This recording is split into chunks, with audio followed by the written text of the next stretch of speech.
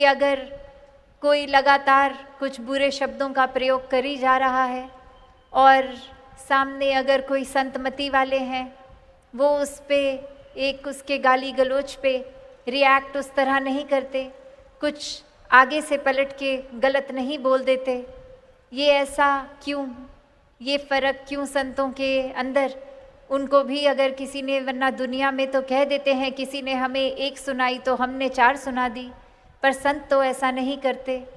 कारण बस यही कि किसी ने अगर कुछ कहा भी तो परमात्मा का एहसास करके, एक नियत सिर्फ यही कि अगर किसी ने कुछ चोट पहुंचाने वाले शब्द कहे तो हमें अगर वो चुभे भी, तो अगर हम भी उसको उसी तरह से उसके साथ व्यवहार रखेंगे तो उसको भी तो चोट पहुंचेगी।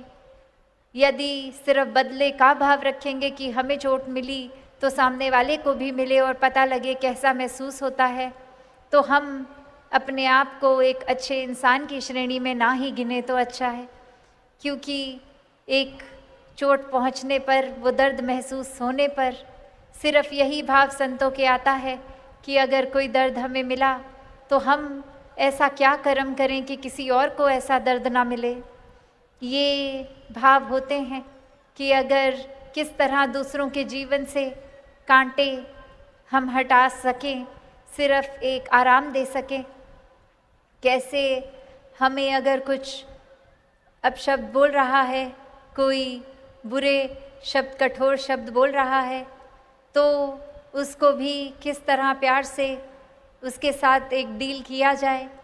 वरना तो बहुत ही आसान है कि ये बदले के भाव या फिर ये अपना स्कोर सेटल करने की जो बात होती है, ये एक हिसाब किताब।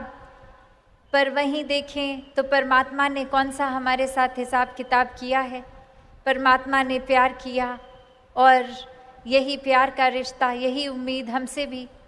तो अगर हम भी ये गिनने बैठ जाएं तो कहाँ तक गिनेंगे कि इस दातार ने हमें क्या दिया। एक पूरे दिन तो छोड़ें, एक पूरे घंटे में भी अगर सोचें तो परमात्मा ने ये श्वास बख्शे, ये आराम बख्शा, एक शक्ति उस तरह से एक समर्था बख्शी, चाहे शारीरिक रूप हो या वो एक कंफर्ट लेवल घर का, परिवार का, कामकाज का इत्यादि। तो हम अगर सोचें कि हम अगर वापस दे रहे हैं परमात्मा को, तो वो किस हिसाब में हम क्या ही वापस देंगे। तो बस यही भाव मन में रखें कि ये जो परमात्मा ने ये इतने इंसान को भी ये फरिश्ता रूप बनाया है, तो हर एक का वो आदर सत्कार करें।